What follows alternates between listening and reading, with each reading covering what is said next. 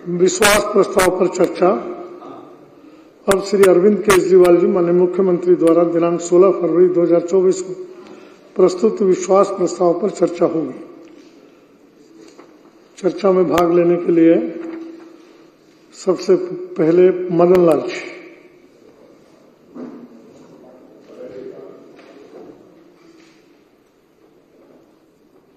धन्यवाद अध्यक्ष महोदय, आपने मुझे इस विषय पर बोलने का मौका दिया। हमेशा से ऐसा देखने में आ रहा है कि जब से अरविंद केजरीवाल जी की सरकार लोगों ने चुनी है, कांग्रेस खत्म हो गई है,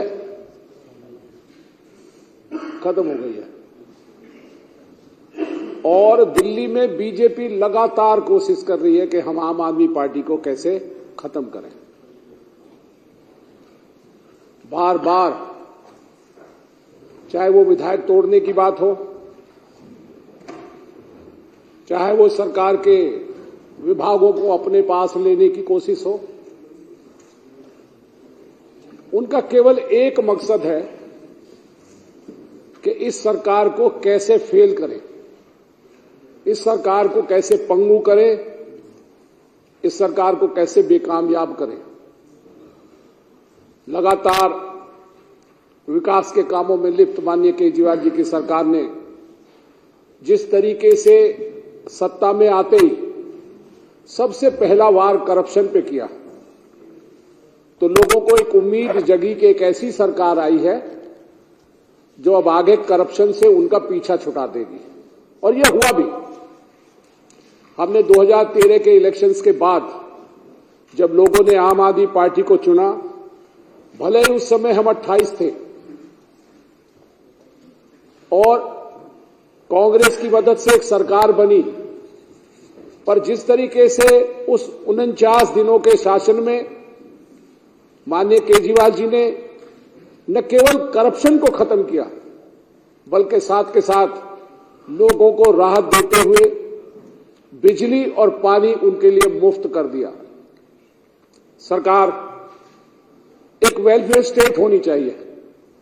ये पहली बार किसी सरकार ने बनने के बाद साबित किया कि कोई सरकार वेलफेयर सरकार हो सकती है, और यही कारण था कि लोगों को बहुत बड़ा रिलीफ, बिजली के खर्चे कम होने से, पानी की सप्लाई में जो पानी आ रहा था उसके खर्चे कम होने से, और सबसे भी ज्यादा करप्शन से जो सारा दिल्ली के लोग जूझ रहे थे, उनसे उन्हें बहुत ज्यादा फायदा मिला। सरकार 2015 में दोबारा बनी। दोबारा चूंकि माननीय केजरीवाल जी ने डिलीवरी बहुत दी थी, लोगों को विश्वास हो गया था कि केवल ये एक सरकार है जो उनको इसलिए चुननी है कि उससे उनको फायदा। करप्शन बहुत ज्यादा हुई थी कांग्रेस के जमाने में। लोगों ने देखा कि कॉमनवेल्थ के गेम्स के बाद चलते बनते बनते पुल गिर गए। खिलाड़ियों के लिए बनने वाला जो जगह थी वो न तैयार थी, और तैयार भी थी तो सारे में सीलन थी, सांप आ रहे थे। लोगों ने सड़क और गली और मोहल्ले सब जगह देखा, सब जगह करप्शन थी। तो लोगों को लग रहा था कि केवल और केवल अब माननीय केजरीवाल जी की सरकार है जो उनको फायदा पहुंचा सकती है और उनके सपनों को साकार कर सकती है। केजरीवाल जी की सरकार ने आते ही सबसे पहला काम किया, अपने पुराने करप्शन के एजेंडे को पुरजोर से लोगों के बीच में विश्वास पैदा करते हुए लागू किया, और लगातार उस पर प्रहार करते हुए, मुझे अच्छी तरह याद है, दिल्ली पुलिस के एक हेड कांस्टेबल को 50,000 रुपए की घूस लेते हुए पहली बार पकड़ा गया था। एंटी करप्शन ने पकड़ा, उससे बीजेपी में खलबली मच गई। हम सबको वो अच्छी तरह याद है कि बीजेपी इसके बाद खलबलाहट में ये भूल गई कि ये सरकारी तंत्र था जिसकी वजह से उस आदमी को रिश्वत लेते पकड़ा गया था। दिल्ली पुलिस के विभाग ने हैबियस कॉर्पस लगाई कि हमारा आदमी कहां, खोजो, हमारे आदमी को किसी ने अगवा कर लिया है। और जब हाईकोर्ट को पता चला कि वो 50,000 रुपए की रिश्वत के केस में जेल भेजा गया है, तो उन लोगों को प्रताड़ित भी किया, लोगों को विश्वास जमा। और एक उसके बाद उसी समय मुझे अच्छी तरह याद है कि एक हमारा वीर सिपाही शराब माफिया के साथ लड़ते हुए आया नगर के जंगलों में शहीद हुआ। यह पहली मर्तबा थी कि किसी सरकार ने, जो पहले की कांग्रेस सरकार या बीजेपी की सरकार साइकिल, सिलाई की मशीन, ऐसी चीजें विधवा को देती थी, माननीय केजरीवाल जी की सरकार ने 1 करोड़ रुपए का अनुदान उस परिवार को दिया और हमेशा के लिए कहा कि जो भी देश के लिए न्यौछावर होगा 1 करोड़ रुपए का अनुदान दिया जाएगा। उसके बाद लगातार जब जब कोई वीर गति को प्राप्त हुआ, सरकारी सेवा में रहते हो, चाहे वो कोरोना में हुआ हो, 1-1 करोड़ रुपए का अनुदान देने वाली ये पहली सरकार है और आज के दिन की भी अंतिम सरकार है। सर, अगर हम आज देखें तो शिक्षा के क्षेत्र में जिस तरीके से तरक्की सरकार ने की है, वो पूरी दुनिया के लिए एग्जाम्पल है। मुझे अपने यहां पता है 9 सरकारी स्कूल हैं, 9 के 9 नए बने हैं। और सरकार को रोकने की कोशिश करने के चक्कर में, सर, मेरे यहां एक ग्लोबल स्कूल बन रहा था, 60 करोड़ रुपए की लागत से माननीय मनीष सिसोदिया जी ने उसके लिए सारा प्रयत्न किया था, केजरीवाल जी का आशीर्वाद था। सर, उनके जेल जाते ही उस स्कूल को स्क्रैप कर दिया गया, वो स्कूल का प्रपोजल खत्म कर दिया गया। ये आस्ते आस्ते करके सब चीजों को खत्म करना चाहते हैं। ये चाहते हैं कि सरकार ना चले, क्योंकि अगर सरकार चलती है तो लोगों को भरोसा होता है कि इससे ज्यादा बढ़िया सरकार इस पूरे देश में नहीं है। शिक्षा का बजट आज हमारे यहां 21% है। अगर हम देश का बजट देखें तो शायद 2% भी नहीं है। कहां 2%, 2.9% है सेंटर का बजट शिक्षा का, कहां 14, कहां 21%। हेल्थ के सेक्टर में हम 14% खर्च कर रहे हैं। आज मोहल्ला क्लिनिक के द्वारा लोगों को अपने घर में दवाइयां मिल रही है, अच्छी दवाइयां मिल रही है, मुफ्त में दवाइयां मिल रही है। महिलाओं के लिए महिला डेजिग्नेटेड मोहल्ला क्लिनिक खोले जा रहे हैं, पॉलीक्लिनिक खुले हैं, लोगों को घर घर आवश्यक सेवाओं की डिलीवरी हो रही है। सर, अगर एक काम हो, और सरकार ने तो इतने काम नए कर दिए कि कभी किसी ने सोचा भी नहीं था। आज तक 70-75 साल के शासन में किसी भी सरकार ने, चाहे वो कांग्रेस की हो चाहे बीजेपी की सरकार हो, किसी के मन में ये विचार ही नहीं आया कि लोगों के हित के लिए काम करनी। वो तो लगातार कोशिश करते रहे अपने हित के लिए काम करो, लोग मजबूरी में वोट देंगे, चाहे वो कांग्रेस को दें या बीजेपी को दो। ये पहली मर्तबा हो रहा है कि लोग अब मन बना चुके हैं कि उन्हें देश का प्रधानमंत्री भी केवल केजरीवाल चाहिए, क्योंकि केवल वही है जो दिल्ली की तर्ज पे पूरे के पूरे हिंदुस्तान को बदल सकते हैं। पूरे हिंदुस्तान के स्कूलों को, शिक्षा को, चिकित्सा को, पूरे देश के लोगों को। और सर, आप एक और चीज देखें, जो पहले कहते थे फ्री बीज, मुफ्त का, हमारे प्रधानमंत्री जी कहते हैं कि मैं पिछले 10 साल से 80 करोड़ लोगों को मुफ्त में राशन दे रहा हूं। बहुत अच्छी बात है, पर सर 10 साल से लगातार 80 करोड़ को दे रहे हैं। इसका मतलब उनके जीवन काल में, इस 10 साल में एक भी आदमी का जीवन स्तर नहीं सुधरा है। वो 80 करोड़ के 80 करोड़ लोग अभी भी बिलो पॉवर्टी लाइन है।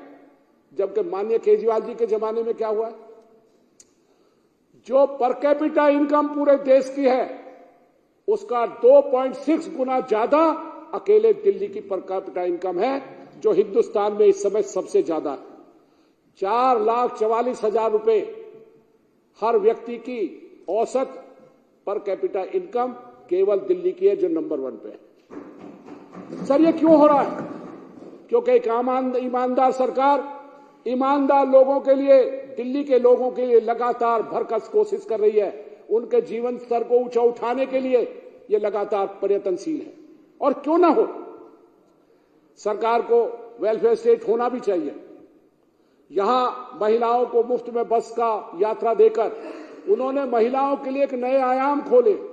उन्हें एक मौका दिया है कि वो जहां चाहें अपना काम धंधा करने के लिए मुफ्त में सरकार की सेवा का लाभ उठाएं। इससे जहां एक बार उनको फायदा हुआ है, वहीं दूसरी तरफ उनके खर्चे कम हुए। बिजली का खर्च कम हुआ, पानी का खर्च कम हुआ, बस का किराया खत्म हुआ, और जो सेवाओं में पहले इधर उधर जो एसेंशियल सर्विसेज हैं, अब जो डोर स्टेप डिलीवरी दी जा रही है सर, उससे पहले लोगों को सरकारी दफ्तरों के धक्के खाने पड़ रहे थे। अब 1056 पे आपको 1076 सारा कुछ आपको घर बैठे मिलता है और केवल 50 रुपए में। माननीय केजरीवाल जी की सरकार को इसीलिए सेंटर की सरकार चाहती है कि सरकार किसी तरह ना रहे, क्योंकि दिल्ली के नजदीक में हरियाणा में वहां एक भी ऐसी सुविधा नहीं है जो दिल्ली में इतनी सारी हो रही है। यहां अगर 20 सरकारी सेवाएं ज्वलंत जिनका उदाहरण दे सकते हैं हम, और ये हरियाणा में एक नहीं है, राजस्थान में एक नहीं है सर, हमारे आस पड़ोस में यूपी में एक नहीं है। इसलिए मुझे फक्र है कि मैं इस सरकार का हिस्सा हूं। और 3 बार से सर, एक बार तो मुझे भी कोशिश की थी, मुझे भी लालच दिया था, लालच भी खूब बड़ा था। 20 करोड़ रुपए की ऑफर थी मुझे सर।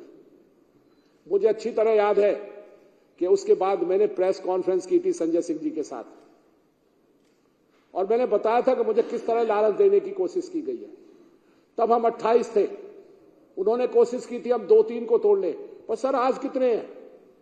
आज तो अगर 30 लोगों को ये तोड़ पाएंगे तो कहीं कहीं हमारा कुछ बिगड़ेगा। सर यहां तो 30 की बात थी, आज वहां तो केवल 3 जाने थे, वो 3 ना गए। आज तो हम बहुत ज्यादा मजबूत हैं। हमारी सरकार से ज्यादा अच्छी सरकार इस पूरे देश में नहीं है। आज दुनिया में हमारा नाम है। हम हर जगह जहां कहीं भी जाते हैं हमें फक्र होता है कि हम कहते हैं हम आम आदमी पार्टी का, लोग हमसे कहते हैं कि आम पार्टी के हो, बहुत अच्छा काम कर रहे हो। सर हम जहां कहीं किसी राज्य में चले जाते हैं, दिल्ली के लोग तो हमें छोड़ेंगे ही नहीं। दिल्ली के लोग तो चाहते हैं हम हमेशा रहें, और केवल दिल्ली में ना रहें बल्कि सेंटर में रहें। परंतु बाहर के लोग जब हम कभी शादी ब्याह में हरियाणा जाते हैं या यूपी जाते हैं, लोग खुश होकर हमसे बात करते हैं और फिर कहते हैं आपसे ज्यादा बढ़िया कोई काम नहीं कर रहा, हम तो चाहते हैं आप सेंटर में भी आओ। सर वो दिन दूर नहीं है जब सेंटर में माननीय केजरीवाल जी की सरकार होगी, क्योंकि ये लोगों की इच्छा आज लोग महसूस करते हैं, और वो चाहते हैं कि पूरे देश में वो सुविधाएं मिले जो आज दिल्ली में मिल रही है। लोग कई बार तो ईर्ष्या करते हैं, कई बार उनको लगता है कि अगर हमारा घर भी दिल्ली में होता तो हमें भी लाभ मिल रहा होता। सर मैं इस प्रस्ताव से पूरी तरह सहमत हूं, इसका हिस्सा हूं, और मैं उन सब लोगों को आगाह करना चाहता हूं जो इस सरकार को डीरेल करना चाहते हैं, खत्म करना चाहते हैं या तंग कर रहे हैं, कि आपके तंग करने से, आपकी खरीद फरोख्त की कोशिश से ये सरकार गिरने वाली नहीं है। हम सब पूर्ण रूप से माननीय केजरीवाल जी में विश्वास रखते हैं, रखते रहेंगे और रखते रहे हैं। मैं आपका धन्यवाद करता हूं और इस सरकार का धन्यवाद करता हूं कि माननीय केजरीवाल जी ने हमें मौका दिया है अपने साथ लोगों की सेवा करने का। मैं अपने आप को धन्य समझता हूं। Thank you sir.